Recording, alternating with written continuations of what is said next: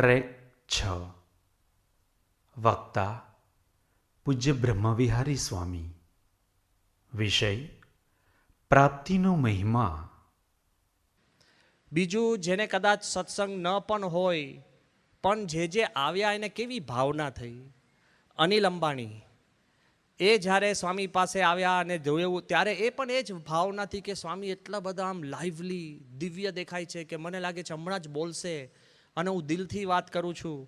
અને પછી એમણે એક વાક્ય કીધું કે હું આજે કેમ આવ્યો છું પ્રમુખ સ્વામીના દર્શન કરવા, કારણ કે મને ખબર છે કે it will bring a smile to Dhirubhai Ambani in the heavens above.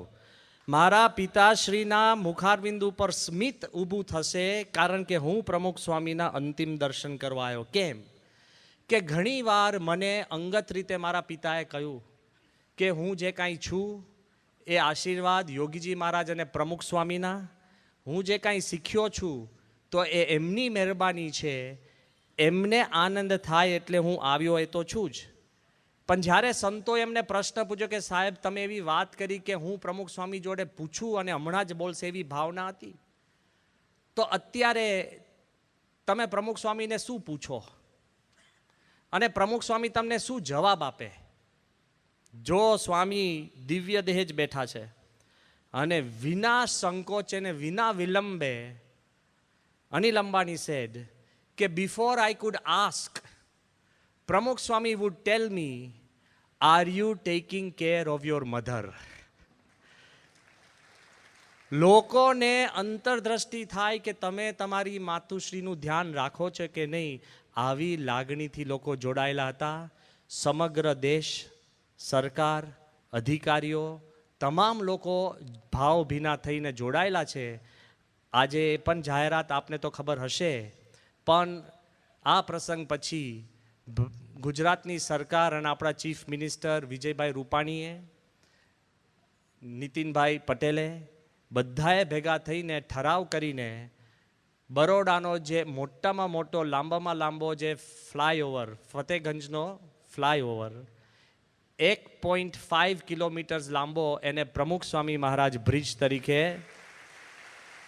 જાહેર કર્યો. ગઈકાલે રાજકોટની અંદર એકદમ આધુનિક ઓડિટોરિયમ, જે 27.7 કરોડ કહેતા કે 28 કરોડના ખર્ચે થયેલું ઓડિટોરિયમ કોર્પોરેશનનું, એના ઉદ્ઘાટન પ્રસંગે ફરીવાર ચીફ મિનિસ્ટરે જાહેરાત કરી કે પ્રમુખ સ્વામી મહારાજ ઓડિટોરિયમ એનું નામ જાહેર કર્યું. જૂનાગઢની અંદર મુખ્ય રસ્તો જે મંદિરથી જે કલેક્ટર સુધી જ્યાં જાય એ રસ્તાનું નામ પણ પ્રમુખ સ્વામી માર્ગ જાહેર કર્યું. ત્યાંના બે મોટા સર્કલ, એક સર્કલ પ્રમુખ સ્વામી સર્કલ અને બીજું અક્ષરબ્રહ્મ ગુણાતીતાનંદ સ્વામી સર્કલ, એ પણ જાહેર થયું. અને જ્યારે આપ પણ એના સાક્ષી હશો, સ્વામીની અંતિમ વિધિ થઈ. Swami signed it off with his name.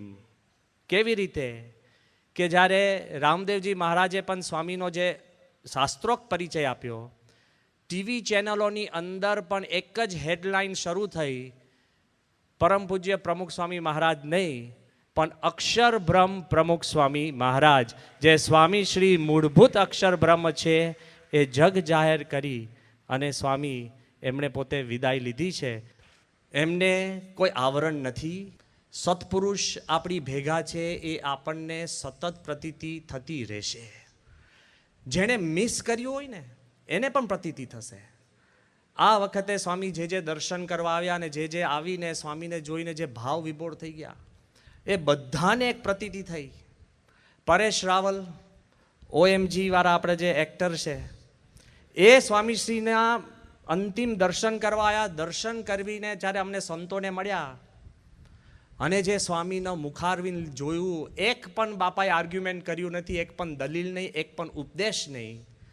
અને સાહજિક રીતે પરેશભાઈ બોલ્યા કે મારો જીવનનો મોટામાં મોટો વસવસો હોય તો હું પ્રમુખ સ્વામીને જીવન દરમિયાન મળી ન શક્યો, એ જીવનનો મોટામાં મોટો વસવસો છે.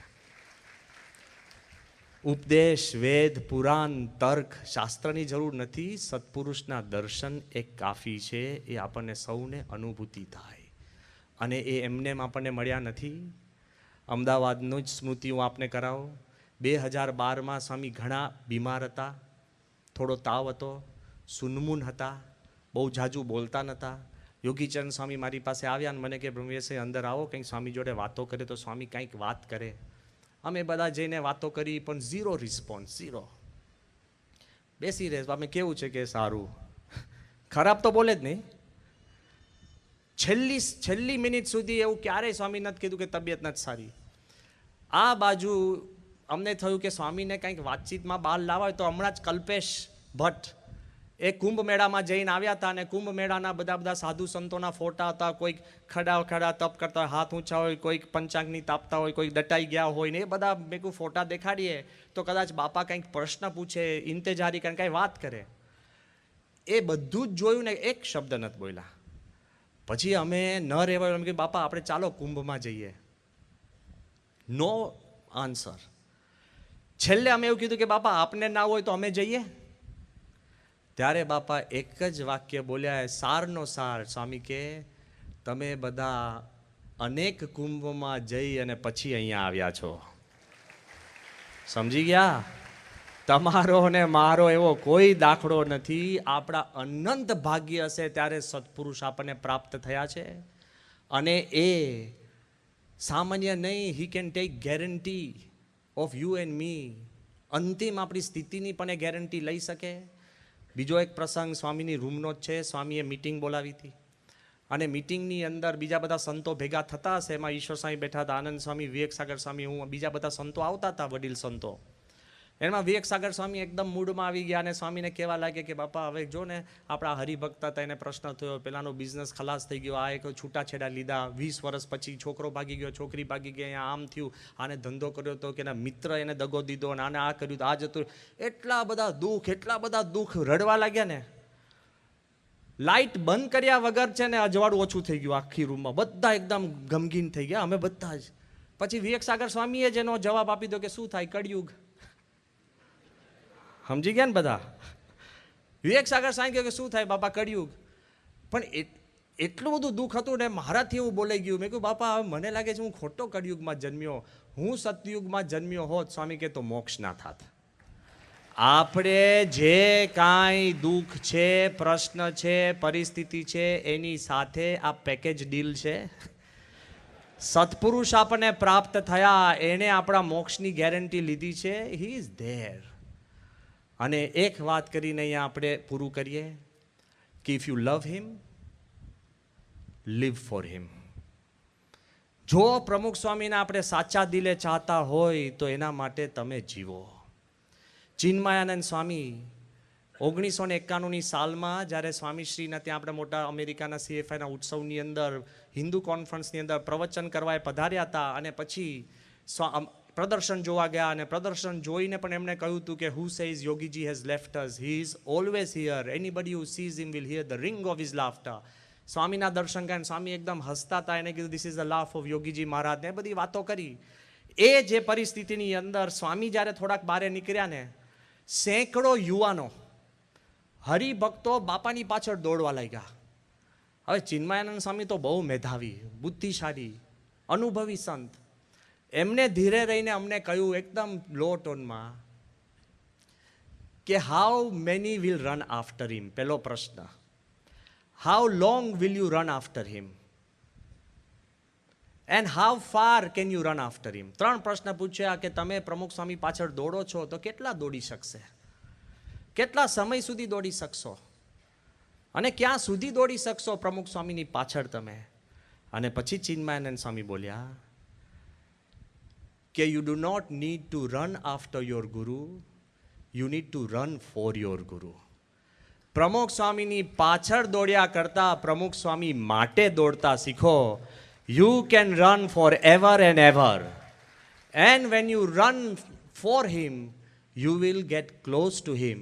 એટલે આજે આપણે એક જ પ્રાર્થના કરીએ કે સ્વામીએ જે આપણને સુખ આપ્યું છે અને જે સમજણ આપી છે એની સ્મૃતિ કરીને આપણે પણ સત્પુરુષ અખંડ આપણી ભેગા છે એ આપણે વિશેષ દ્રઢ કરી પરમ પૂજ્ય મહંત સ્વામીમાં વિશેષતઃ આપણે પ્રમુખ સ્વામીના દર્શન કરી અને એવા જ પ્રેમથી આપણે જોડાઈ અને પ્રમુખ સ્વામીની આ જે સંસ્થા છે, શાસ્ત્રીજી મહારાજની આ જે સંસ્થા છે, એમના માટે સ્વામીએ એ પણ કહ્યું કે તમે જો આપણું જે પ્રસાદી મંડપ છે નીચે જ્યાં આપણે અભિષેક મંડપ છે, ત્યાં તમે જે દીવી જોશો ને, જે મોટી દીવી છે, શતાબ્દી વખતે એ દીવી પ્રગટાવી અને પછી સ્વામીએ અમને કહ્યું હતું કે આ શતાબ્દીમાં જે દીવી છે BAPS શતાબ્દી વખતે એ તમે રાખજો, અને જ્યારે BAPSની દ્વિશતાબ્દી થાય ત્યારે એ જ દીવી કાઢીને તમે ફરી પ્રગટાવશો, એવા આશીર્વાદ સ્વામી આપણને આપ્યા છે.